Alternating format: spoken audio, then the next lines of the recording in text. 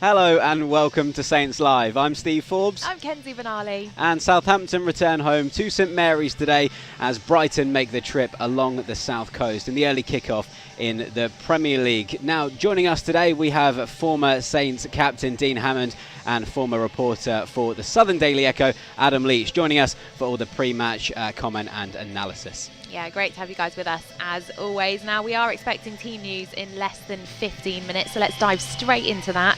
Moussa Djenepo could well be involved after coming off injured on Wednesday. No other fresh injury concerns for Ralph's side, which is great news. Dean, we'll come to you first. How do you expect Ralph to line up to take on the Seagulls today? I think the manager will revert back to the team that beat Sheffield United. I think Kyle Walker-Peters will come back into the team. This is not taken away from the fact that players that came in against Manchester City performed very well in periods and did themselves justice and did the club justice. But I just think the manager will go back to the team that performed so well at Sheffield United. You know, having Fraser Forster back in goal, having the settled back four that's been so good for Southampton all season is really, really important. Diallo coming back into the centre of midfield in replace of Jack Stevens. Having two natural central midfielders in the middle of the midfield is really, really important and will help the structure of the team. I think Minamino will come back in. He's really shown his quality and his moments of class that he's got, and that's really helped and improved the team, especially in goal scoring and creating opportunities. And I think Nathan Tella will come back in as well. I think he will start up front with Shay Adams, who's obviously found his goal scoring touch again, and that's what Shay seems to do. You know, he goes on runs and he's got 2-2 now, which is really important with Danny Ings being injured. But I think Nathan Tella coming back in will be really, really good. You know, he's very, very bright. He's got that innocence where he's got no fear. Look forward to starting a home game as well, which is really important. And I think he can cause Brighton some problems today. So I think the manager would have had a few thoughts about it, you know, looked at the game, 2 games in 2 weeks. Some of the players have played that, but I think he'll revert back to the team that performed so well at Sheffield United. Yeah, that seems the most likely option, doesn't it, Adam? I mean, the back four is assumably a given, but it's probably those front four positions that we're likely to perhaps see some changes, if any, today.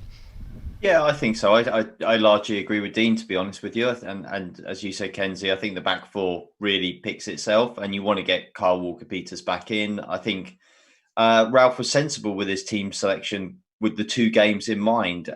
Saints did do well against Man City, and as Dean said, the lads that came in did themselves proud. But always when you looked at the 2 games of Man City and Brighton today, it's pretty obvious where you were more likely to pick up the 3 points and what the bigger game was in the context of your own personal season. I think Ralph has taken some pretty sensible decisions to make sure that his team is fresh and ready to go today. I think Kyle Walker-Peters, obviously Diallo could come in as well. I wouldn't be surprised with that change in the centre of midfield. Kind of get a more natural central midfielder in there alongside Prowse, and then the front positions are really interesting as to what Ralph does. I would fully expect Minamino definitely to come in.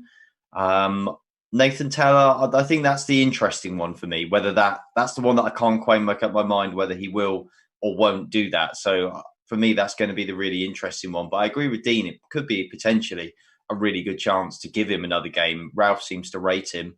And this is a kind of opposition, I think, where he needs to be able to come in and kind of prove that he's got something against opposition like this, rather than sort of coming off the bench just against better teams some of the time. And I think that could be a good opportunity to play him today. So that's a really intriguing one for me.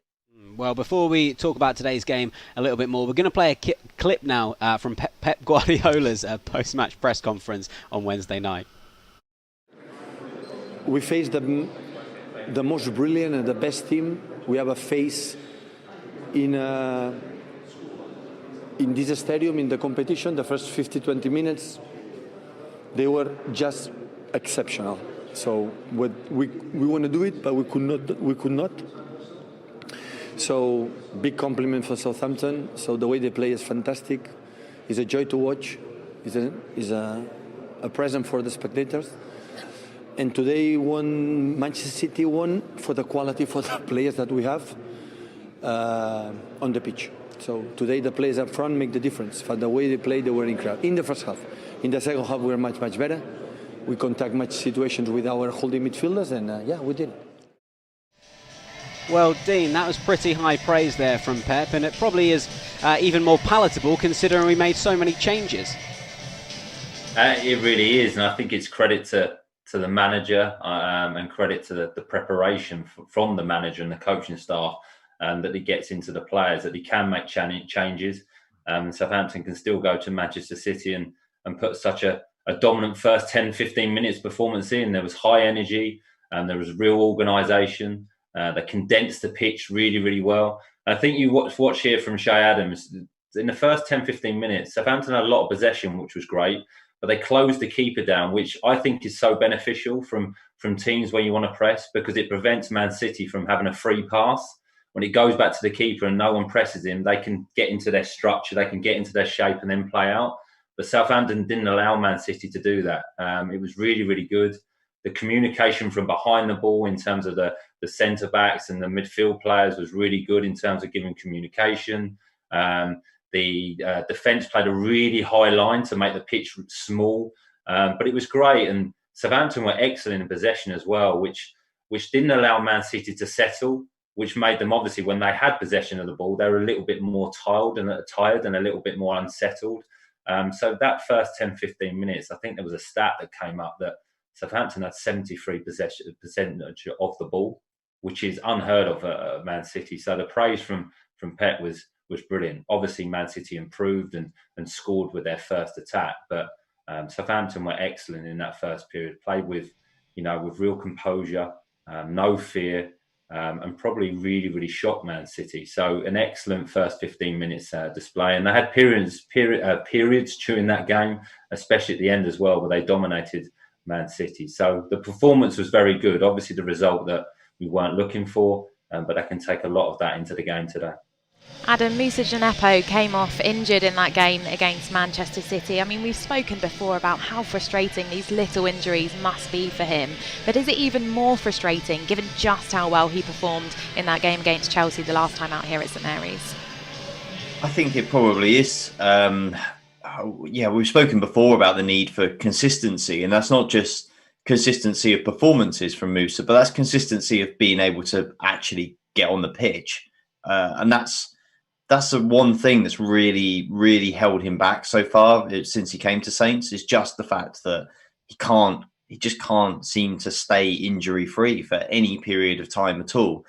He is the kind of player perhaps who you expect to have a few more injuries, just the way he plays, his style of play. But he's also the kind of player who is probably going to have a few more ups and downs in his form. And that is going to take him in and out of the team as well. So what you don't want is, when he is on form, when he is doing really well, for injuries to continually rob him of being able to start games. I think the Chelsea performance, we see the highlights of just how well he played. He was absolutely superb.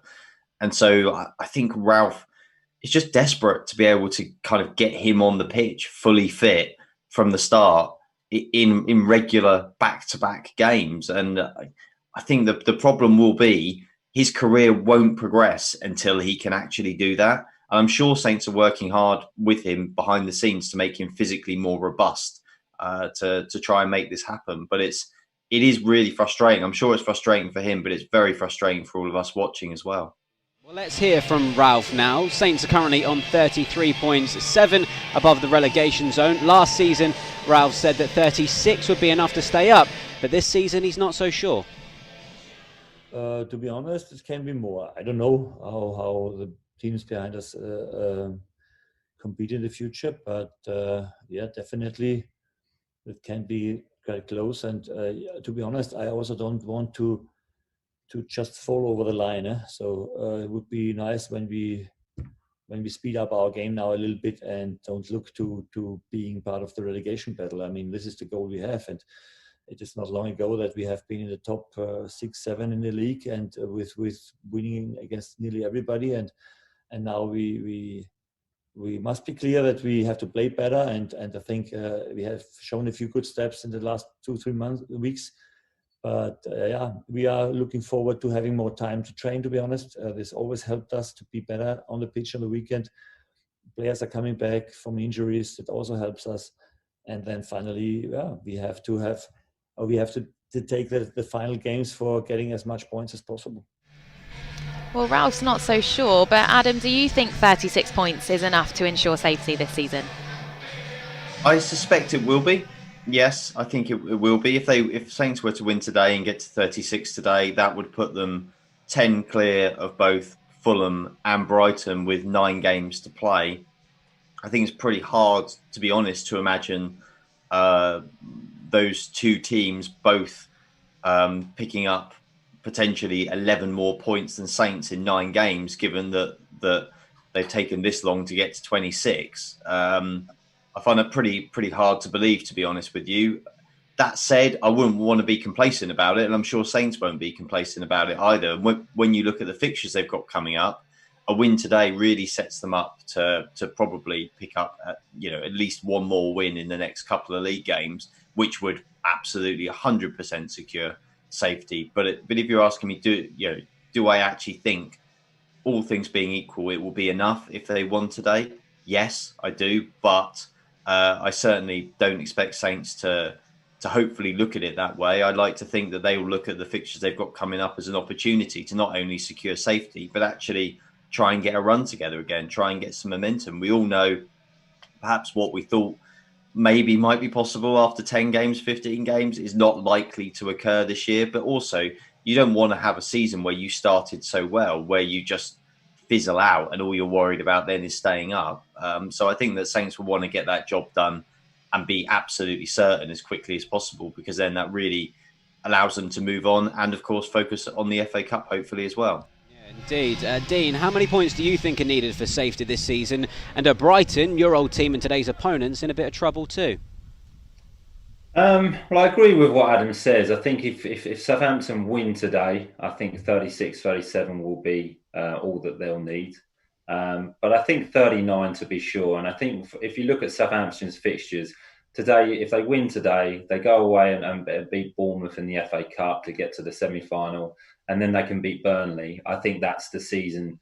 I think they will be safe then. I think you're looking up. I think they'll be in a fantastic position where they're safe from relegation. They'll be really comfortable, and in an FA Cup semi-final, I think that's an achievement. From Brighton's point of view, I think today and next week for them against Newcastle, I think this is their season, to be honest. I think they know they need to pick up some points today. They'll know they'll need to beat Newcastle. Their problem this season has been not the performances, but it's been scoring goals, and it's been their home form. Their home form is dreadful. It really is. And one thing that may help them, they've got 11 games left, including today. They've got 6 away games, which may help them, but their running of fixtures is really difficult. They've got to play all the big teams. I think their last 3 fixtures is Man City, West Ham and Arsenal on the last day of the season. So I do fear for them a little bit, because they're not scoring goals. And if you're not scoring goals, you can't win games. But they do create a lot of chances. They really, really do. They're a good team. They are. They perform very, very well. And they're in every game. They're very, very competitive. And you don't particularly want to play against them, because they do dominate the ball as well. But they're not scoring goals. And it's really, really difficult for them. 3 games ago, I thought they were going to be safe, because they went on a really, really good run of a 6-game period where they keep 4 or 5 clean sheets. They did win a home game against Tottenham. They beat Liverpool away. They were winning games. The last 3 games has been really disappointing. Losing to Crystal Palace in the last minute, I think, has affected the team spirit, affected the atmosphere, because that's a derby game. To then go and lose to West Brom with decisions going against them. We've mentioned Southampton this season when they've not responded well to disappointment. I think that's happened to Brighton. And then to lose last week against Leicester in the last couple of minutes as well, it does dent your confidence. So they'll be fully aware of how important this game is today and next week. So, their season is hanging by a thread a little bit, but they can turn, like any team, a result completely changes things. So, yeah, I'm not fearful, but it's a little bit concerning, yes. Well, Dean, that answer has brought us nicely to the team news. You can see that on your screens now. Let's take a look at how the Saints line up to take on Brighton this afternoon then. Fraser Forster comes back into goal. The back four, as expected, is made up of Kyle Walker-Peters, Jan Bednarek, Yannick Vestergaard and Ryan Bertrand. In the centre of midfield is our captain, James Ward-Prowse, and Ibrahima Diallo steps back into the starting 11 to play alongside him. Stuart Armstrong and Takumi Minamino are the men out wide, and they'll aid Shea Adams and Nathan Teller, who assumably will lead the line. On the bench for the Saints then, Moussa Djenepo is fit enough for the bench. Also amongst the Saints subs is Alex McCarthy, Jack Stevens, Mohamed Salisu, Kane Ramsey, Will Ferry, Caleb Watts, Dan and Lundaloo and Nathan Redmond. Adam, we'll come to you then for your thoughts on that starting 11. No real surprises there, but good to see Nathan Teller being given another start.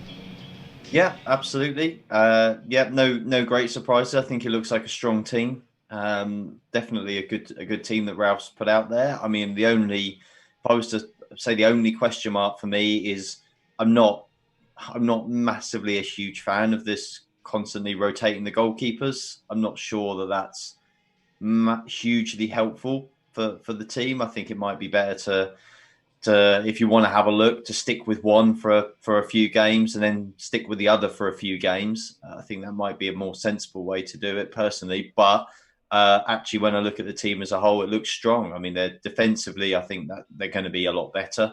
Having the back four back together, having a sort of a natural defensive midfielder in there with Oriol out again alongside Prowse, I think is really big for the team. I think it's going to give them a lot more balance. And the defence an awful lot more cover than they've enjoyed at times since Oriol's been missing. And the attack looks exciting. And as we said, for Nathan, it's a great chance for him today. Brighton, they're decent at the back, but you can get at them as well. And I think particularly guys with pace, they can trouble Brighton. And Nathan Teller's got plenty of skill and plenty of pace. So I think that alongside Shea Adams, who's able to be physical amongst the big centre halves that Brighton have got, I think that if he can lead the line in that way, then it will give Nathan Teller a chance to kind of run at the Brighton defence and try and get some joy that way. Yeah, most definitely. I mean, Dean, we've seen just how much trouble Nathan Teller can cause defence. Do you think that he will do the business for the Saints today? I do, and I'm glad the manager has selected him, really. I agree with what Adam said. The Brighton's defence is pretty solid, but they're not great with movement around them, not great with quick movement around them. Leicester last week exposed that. Minamino with his movement and his clever passes can get in between the Brighton defence and find them gaps. Same with Stuart Armstrong. And Nathan Teller with his movement and his willingness to run in behind, to stretch that Brighton defence will be good.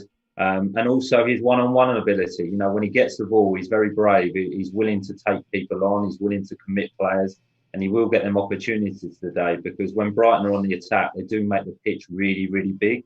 They make the wide players get really wide. They're very expansive in possession, but they do turn it over at times, and that will be a chance for Southampton to counter-attack. And Nathan Teller against a Lewis Dunk, Dan Burn, or a Voutman can cause them problems. So I'm glad he's been selected today, and if he plays like he did against Sheffield United, I'm sure he can create himself some opportunities today. And the same with Shea Adams, because Shea's in really good form. He looks confident, he looks strong, he looks like he's willing to take them opportunities again. And what the game will bring today for both teams is opportunities. I believe that. It's just whoever scores the most will win the game. Well, let's bring the fans into the mix now and get their thoughts on the starting 11 for this afternoon's match. Dandy on YouTube is certainly pleased with it. They've said best 11 we've got right now. Hope the players rested against City are 100% fit. Rachel, hello to you. She says great team, really strong. Adams and Teller to score. She's going for a 2-1 win as well. Kevin's got in touch. He's backing the Saints to get a clean sheet today. He's hoping for a 2-0 win and also says come on you Reds. Jack, good afternoon. It's not afternoon just yet. It's very early here at St Mary's, still 11 o'clock. Hello to you, Jack. He says, let's get a win to boost confidence for the Cup. Yeah, big game ahead next week. Harry Smith has said, there's only one Kenzie Benali. Yes, much to the relief of those who know me, Harry. John's also got in touch. He says, supporting from Japan. Thank you for your support. He's hoping Saints will win 2-0 today. Seeing that scoreline coming through quite a lot, actually. And one final one for now from Luke. We are all behind you, lads. The South Coast is red and white. Well, let's hope so, Steve. Well, we're going to deviate the conversation slightly away from today's match for a few minutes, and back by popular demand, Kens, is our combined five-a-side feature. And what we've done today is we've picked 5 players who've lined up for both Southampton and Brighton, so we can have a look at the lineup and we'll go through the players. In goal is Alan Blaney. He only made 4 appearances for Southampton, but he did win Sky Sports Save of the Season, which we'll see in a second too. We've got Jason Dodd in there. He played 486 times for Southampton before joining Brighton later in his career. Dan Harding's there too. He started his career at Brighton before helping Southampton go from League One to the Premier League. Dale Stevens is also there. He made 6 appearances for Saints in League One and would go on to play 223 times for Brighton. And then we have Adam Lallana, who played 265 times for the Saints, scoring 60 goals and currently plays for Brighton. So Adam, we'll come to you first. We'll start with the goalkeeper, Alan Blaney. What are your memories of him?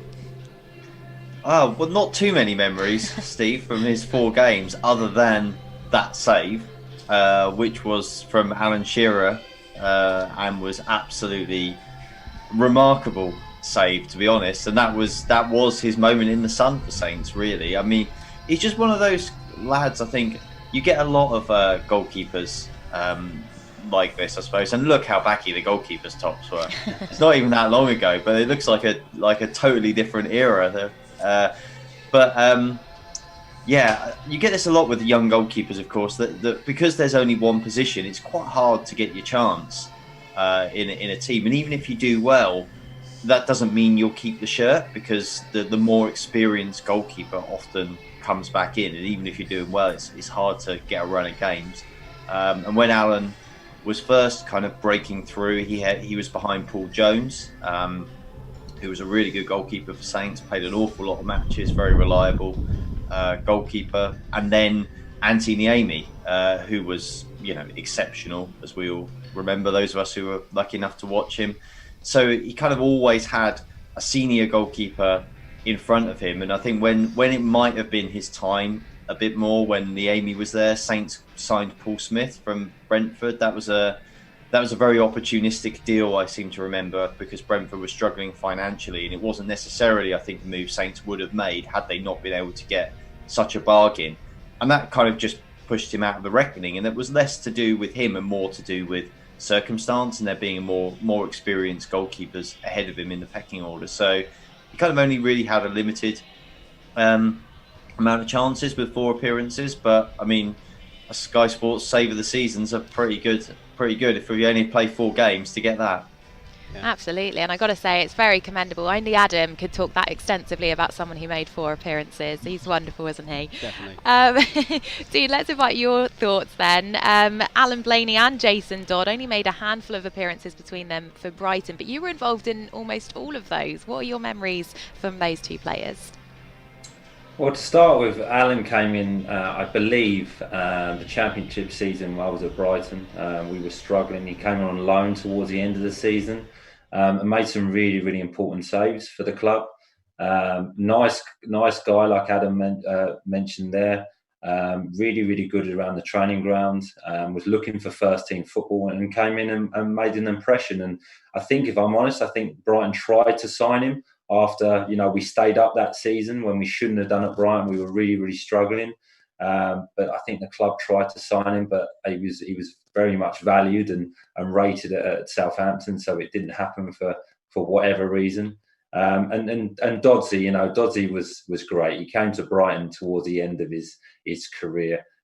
Didn't play too much because suffered from injuries, but his personality around the training ground within the group was fantastic. Personally, he helped me with, he used to give me advice, and I used to learn off of his experience from his career at Southampton, because he'd had such a a strong career at Southampton, obviously being captain as well, a legend at the football club. So he was brilliant. You know, Dodds loud, he's brash, but he's brilliant. He really is, and he helped the younger lads. We had a young group at Brighton at the time, and him being around the place really helped. And the times he did play, he played very well, but he just couldn't keep himself fit. So, you know, I owe Doddsy a lot for that. I spoke to him the other day, actually, for the first time in a long time, and it was great to discuss a few memories at Brighton. But no, a good guy. So, you know, didn't play too much, but still had an effect on the club. Well, sticking with Jason Dodds, Adam, he made nearly 500 appearances for Southampton over a 16-year career. Did you have many dealings with him in your early days at the Echo? Yeah, I did. I was very fortunate, and I consider myself really lucky with like how and when I actually started, really. And I was sort of doing stuff with Saints in 2001, and actually started covering Saints full time in 2002. So I kind of got the late stage career, the back end of career of Matt Letizia, of Francis Benali, of Jason Dodds. So kind of that era of real legends and people that I had grown up watching as well, playing so many matches for Southampton as well. Complete legends at the football club, and always will be. Doddsy, as Dean said, I mean, he's just a character, Doddsy. He's just, you know, that sort of West Country accent is very loud. I mean, you could hear him before you'd see him most of the time. And that early era as well was very different covering Saints then. So, you know, it's not like today where everything's super slick and professional, you know, very media managed. People are kept away. The training ground was open. You just turned up. Basically, you just drove in, parked up at Staplewood, and there was one pitch at Staplewood, not like now where there's 25 pitches or whatever, and pavilions and all that kind of stuff. There's one pitch, there's one fairly rickety old changing building next to it, and you just go and stand there, and you could watch team train every day. The players would walk past, and you'd ask if you could speak to them, if you wanted to speak to them. And Doddsy was one of those. He was sort of the life and soul of the place, really, in many ways. He was very, as Dean said, loud and brash for sure, but also a very positive character most of the time around the place as well. Really kind of kept people's spirits up. And don't forget, he played in an era where a lot of the time, as with like Matt and Franny as well, Saints were struggling a lot of the time. They were fighting relegation most of the time, so they were regularly losing matches. So they kind of needed these characters who were positive, who kind of dragged everybody along with them as well. And Doddsy was one of those guys, and most of the time I think great for team spirit, and just a good guy to have around the place, as well as obviously a very, very good footballer who certainly made the most of his career. Yeah, most definitely. Well, moving the chat on then, Dean, to Dan Harding. I imagine he's a player you know extremely well. Obviously, you both played alongside each other at both Brighton and Southampton. Tell us about your relationship with him. Yeah, I mean, Dan I've known for a long, long time. We came through the youth team at Brighton together. So we used to actually play centre midfield together in the youth team. It was only when Dan got in the first team at Brighton that he moved to left back, and obviously came onto the scene, got into the England under-21 squad at Brighton. Very talented player, very, very fit. One of those players that was very good at defending one-on-one. There wasn't many wingers that went past him, really. Very quick on a change of his direction and change of foot. So had a great career. Went to Leeds, and it didn't quite work out for Dan at Leeds for whatever reason. And then I think he signed for Southampton maybe 2 weeks before I did. And then came in. It was great to see a familiar face, but, was brilliant. The 3 seasons I think Dan had at Southampton, he won the JP Trophy, promotion from League One to the Championship, and then Championship to the Premier League. So fantastic career at Southampton. Had that competition with Ryan Dixon and Danny Fox, which was really, really important. And they kind of all chopped and changed, really. But Dan was great. He really was. And, very, very good on the ball, worked hard in training, good character again around the dressing room, good on a social as well, which is always important, and a nice guy. So I've known Dan a long time. And, he's had a really, really good career. And I think at the moment he's got his own sort of like football academy. So he's passing on them experiences he's had in his professional career to the younger generation. So really nice guy. Well, we've gone for Dale Stephens in the centre of the park, haven't we, Ken? Because we were kind of scratching our heads. We couldn't really think of any other centre midfielders that have played for both Brighton and Southampton, Dean. And a lot of fans may not remember Dale that much because he only played 6 times for the club. But what do you remember from his time at Saints? I can't believe it, Steve, because I not only play for both clubs, I captain both clubs as well, and I still can't get a five-a-side team. But no, I mean, Dale, I still know to the day. His daughter goes to the same school as my kids. But Dale came into Southampton, and I think it was from Oldham. It was a loan deal with the opportunity to make it permanent. I think he came in towards the end of the season, a talented footballer. He was only young when he came in, but very, very good on the ball, technically good in terms of his passing range, nice and aggressive as well. Very quiet when he came in because he was only young, didn't obviously know anyone, but kind of went about his business, but settled into the group quite well. I think he played in that memorable game where we beat MK Dons 3-2, where Jonathan Falk came on and scored 2 goals in 2 minutes, something like that, and Dale was part of that. But the club, for whatever reason, didn't decide to make the deal permanent. I think they got the opportunity to sign Jack Cork when we got promoted, so slight improvement at the time. But Dale's gone on to have a fantastic career. The career he's had at Brighton, the promotion, the years he's had in the Premier League. He's at Burnley now, a very talented player, nice guy as well. But yeah, a player that came in and just kind of went about his business, really. But you could see at the time that he was going to have a top career in the game because he had that, a little bit like Morgan. I'm not comparing him to Morgan Snyderlin, but he had that ability to, their 40, 50-yard diagonal passes where he's very confident in doing it. He could strike from distance and score some really good goals. So, yeah, came in and made a little bit of an impact. Obviously, it helped with the promotion from League One to the Championship. So I'm sure he's remembered very well at both clubs. Adam Lallana is a player we've spoken about plenty of times on the show in the past. Now, he's actually only started 1 match in 2021 for Brighton. That was last weekend against Leicester. He is starting today. How would you assess his current situation for the Seagulls? Well, I think Adam Lallana's in a position where I think there's a lot on the line for him, and a lot of it is how much perhaps he wants it at this stage of his career as well.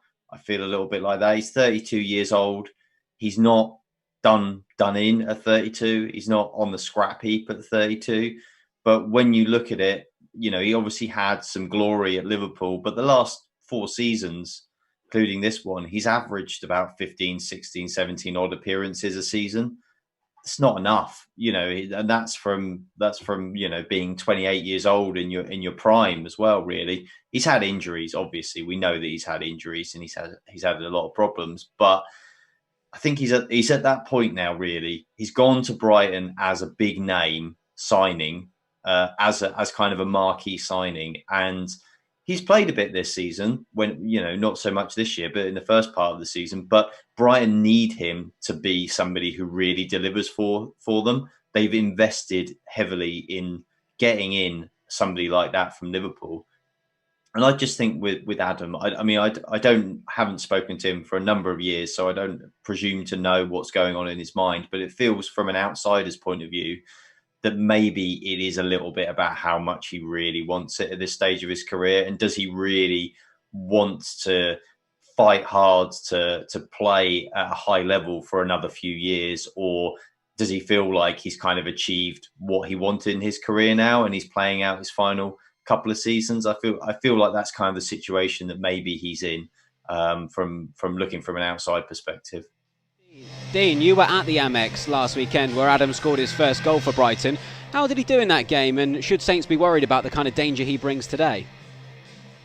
Well, if he performs like he did on Saturday, then he will cause Southampton some problems today, because for the first hour he was brilliant. He was probably, not quite as energetic and the Adam Lallana we know when he was at Southampton, but his movement was very good. He's obviously a very intelligent football play. He was getting into some really good positions that were causing Leicester all sorts of problems, whether he was coming into the hole as a number 10 role or he was running in behind to stretch the defence.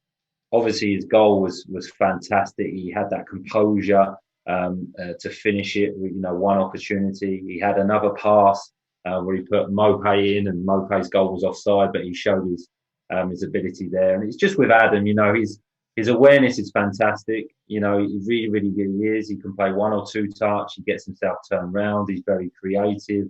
But like Adam mentioned there, he's just suffered with injuries. And I don't think he's quite got the trust in his body that he wants to be able to make them sprints that he wants to do, to be able to take players on. And we all remember Adam Lallana for his, being able to Cruyff with both feet and turn on a sixpence. I'm not sure if he trusts his body to do that anymore, and that's understandable because of the amount of injuries he's had. But if he performs like he did on Saturday, he was almost back to his best. And he's one thing Adam is good, and what Brighton need, he's very vocal as well. His communication skills and his leadership skills within that group are going to be really important. So the more they can get him on the pitch, the better. I also think he's been a little bit frustrated, if you're being honest, that the manager for a period just kept bringing him off after 50 minutes, 60 minutes, when he still looked fresh. But look, they'll know where he is and what his body is at the football club, so I'm sure they've got a plan for him. But, the last 11 games, if they can keep Adam fit, if they can get him into position to score goals like he did Saturday, then he could be the man to get them out of trouble. Yes, well, you can tell kickoff is fast approaching here at St Mary's. You can see the keepers warming up behind us. Music is blaring here as well. And plenty of you are sending us in your score predictions, your thoughts on the starting 11. And there's a real feeling of optimism across our social channels. Connor's got in touch. He's going for a 3-1 win for the Saints today. He's backing Shea to get 2 of those goals. St Paris has left this comment. They've said 3 points today and a win next week would be beautiful, wouldn't it just? Steve, hello. They've said really confident 3 points today. Adam right from the off. Yeah, let's hope so. Jack Winter has said 3 points needed. Come on, lads, we've got this. Jill, come on, you Reds. Kevin says he is hoping the Saints will win 2-0 today. And Jack Perry is also hoping for a comfortable 2-0 win. Well, we are about to discuss today's game in more detail. But before we do that, let's look back at the last time the two sides met earlier this season. Welcome to the Amex on a Monday night in the Premier League. Being taken in front of those fans on the opposite stand to us and flicked in field for Welbeck. Looked like a handball, that did. Looked like the ball rolled around James Ward-Prowse's hand. And the penalty is given by David Coote. Penalty for Brighton. Right-footed, sends him the wrong way, and Pascal Gross gives Brighton the lead. Last minute of the first half. Hangs it towards the penalty spot. Vestergaard with a free header, and Yannick Vestergaard does it again. Terrific contact, looped it past Ryan beautifully. Saints have an equaliser against the run of play.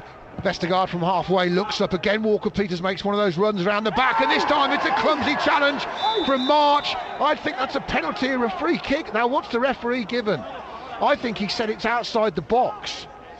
At first it was... Here we go, it's a penalty. It's a penalty.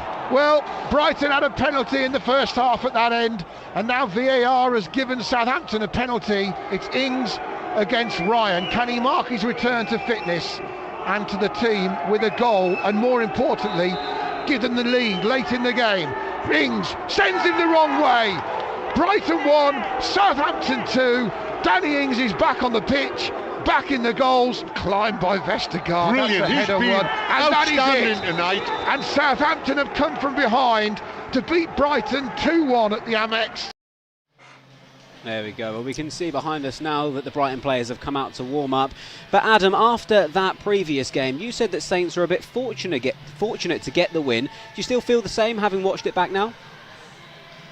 Yeah, I think there probably were. I mean, it was obviously, I think it was a relatively even game in all fairness. Like Dean said, I think the interesting thing about Brighton is they are pretty competitive in most matches. They aren't getting steamrolled very often. They're obviously very near the bottom of the table, but they're not, for large periods of matches, they're not really looking like a team that you associate with being near the bottom. As Dean said, the problem is that they just lack a bit of edge in the final third, really. And that game was interesting, of course, for the penalty, particularly, which was fairly early on in the season when everybody was getting used to the sort of craziness of VAR as well, and Walker Peters brought down, and the challenge was sort of outside the box and continued to inside the box, and the referee didn't give it, the VAR official did. But the interesting thing, of course, was that there was nothing that we saw that was really a conclusive angle that actually 100% proved it. So it was going on just another person's opinion, another person's interpretation from a distance, but without the referee actually on the pitch getting involved again, just awarding the penalty. So that was an interesting moment. And it was one of those, I think, much earlier in the season that sort of set the tone for a lot of what we'd be talking about around VAR as well. Well, Dean, we've just seen Danny Ings score a penalty in that game. James Ward-Prowse has scored 2 penalties in the last 2 matches. He's currently on 7 goals for the season, which is equal to his goal tally from last season. It really does feel like such a long time ago that people were questioning what he brings to the side. It really does, and I think one thing that's helped him in particular is the relationship he's got with the manager. I think that's massive. And the fact that he wears the armband and he's captain, I think that extra responsibility, I've mentioned it before, I think has really helped him as a player. Could we call him the complete midfield player? I think we possibly can. You know, the last 2 performances in particular, I think have kind of gone under the radar a little bit. I think he's been superb. Against Sheffield United, he was brilliant, completely dominated the game. And in periods on Wednesday night against Man City, he was fantastic as well, you know, with his set piece delivery, you know, the shot he had in the first half, the way he's demanding the ball now, which is really, really important. He's trying to dictate play and make things happen. He's a lot more aggressive in his defensive play. He's understanding the game better. So he's such a huge part of this Southampton team, and he leads by example, which is what you need to do as a captain. He seems like a really popular figure within the group as well. But he's a great player, you know. On the ball, he's very, very good. He's probably the best set piece taker or person who delivers a ball into the box in the Premier League. Technically, he's very, very gifted.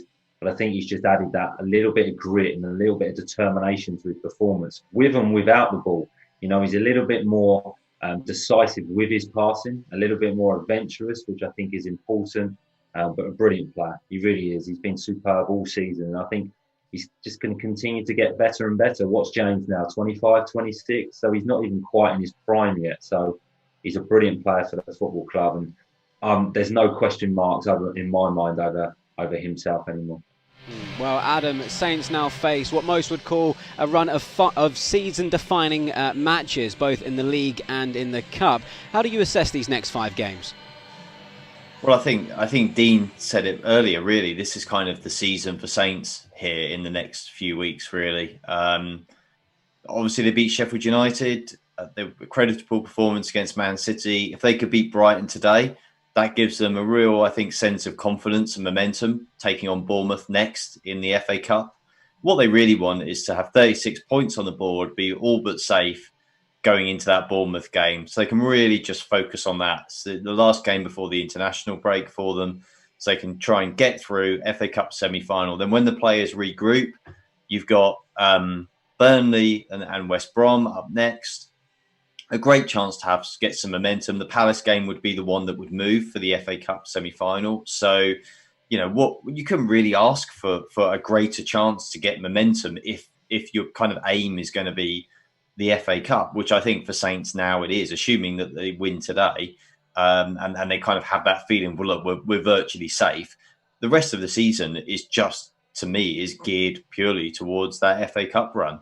And that's because that's what the meaningful thing they can still achieve in this season. So they've got a great opportunity here. I think this is a really good run of fixtures for them to really set themselves up for hopefully, fingers crossed, without wanting to jinx it too much, but a one-off game to try and get to an FA Cup final, which would be, you know, a great moment for the football club and a real pinnacle of the season for Saints. So I think this is an important period. This is really is season defining now, because if this suddenly went south and it didn't go well, that's kind of it done. We're packing our bags and thinking about next year, really. So so a big few weeks for Saints now, but a really good chance, I think, and I think they'll approach it very positively, as they should.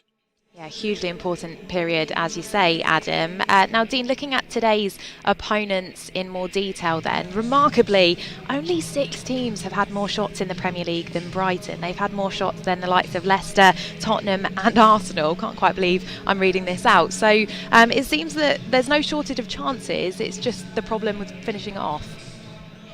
It is, and that's been the complete difference for Brighton this season.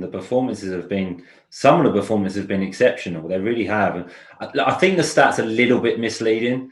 I'll give an example. When they played Crystal Palace, I think they had 23 shots at goal, but only 4 on target. So it's a little bit misleading that they're getting clear-cut chances. I don't think they create too many clear-cut opportunities to score. Not many times do the strikers get put through on goal or one-on-one with the keeper. There's lots of shots from outside of the box. But no, they do create opportunities because of the way they play, because of the amount of bodies they commit forward, because of the creative players they've got in the team in terms of Adam Lallana, Gross, they've got Trossard, they've got Welbeck, Mopé. They've got some good players. I just think they're missing that missing link. You know, let's give an example. If they had Danny Ings in their team, I think they would be much further up the league. They've drawn 11 games this season, which is a lot. So I think someone, with a prolific goal scorer getting them opportunities would have scored a lot more goals for a team like Brighton. So they're a dangerous team. They are, and at some point, whether it's this season or next, they're gonna really beat someone heavily. They're gonna create them chances and take them chances. Hopefully it's not today, and hopefully it can be against Newcastle next week where they go and win 4 or 5-0. But they do create openings. Yeah, definitely, Dean. Let's hope they've not laced up their shooting boots today. But there's just under half an hour to go until kick-off here at St Mary's, so it's time now for your score predictions, chaps. Adam, let's have yours first. I'm pretty optimistic, actually. I hope it proves to be true. I think the Saints will play well today. I just get a sense they've just kind of got a little bit of their mojo back. It's still tentative. I think it's still a little bit fragile. So it could go wrong, but just feeling that they're beginning to believe again a little bit now, having had that pretty bad dip. So I think they'll win this today. I'm going to go for 3-1. 3-1 from Adam. And Dean, what are you reckoning for today? Well, I think it will be a really good game, a really good technical game. I think there will be opportunities today, but I don't think it's going to be the highest scoring game in the world. My head says 1-1. But I'm just going to go for a 2-1 Saints win. I think Southampton will just have a little bit too much for Brighton. But I could see Brighton going ahead and controlling the game for periods. But I'll go 2-1 to Southampton. All right, both predicting 3 points. That's what we like to hear. Well, Dean, Adam, thank you so much for your company. As always, Southampton are finally back in action here at St Mary's. Kick-off is at midday, and myself, Steve, Dean and Adam will be back with you after the game for the final whistle. Join us then. Bye for now.